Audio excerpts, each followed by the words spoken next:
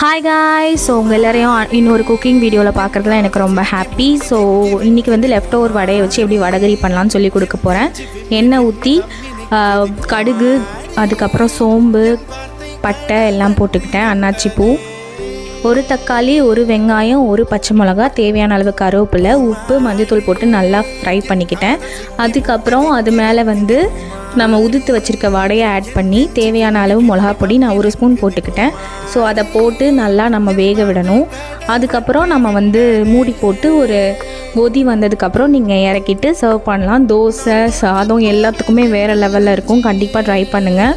முக்கியமான விஷயம், வதக்கும் போது 1 ஸ்பூன் இஞ்சி பூண்டு பேஸ்ட்டு ஆட் பண்ணிக்கோங்க. ஸோ அவ்வளோதான், சிம்பிளான ரெசிபி. நீங்கள் மத்தியானம் வடை குழம்பு வடை வைக்கிறீங்கன்னா நைட்டுக்கு வந்து நீங்கள் அதை வடகரியாக ஈஸியாக ஆக்கிடலாம். ஸோ இந்த மாதிரி யூஸ்ஃபுல்லான ரெசிபீஸ்க்கு என்னை மறக்காமல் சப்ஸ்கிரைப் பண்ணிக்கோங்க, லைக் பண்ணுங்கள், ஷேர் பண்ணுங்கள். பாய்.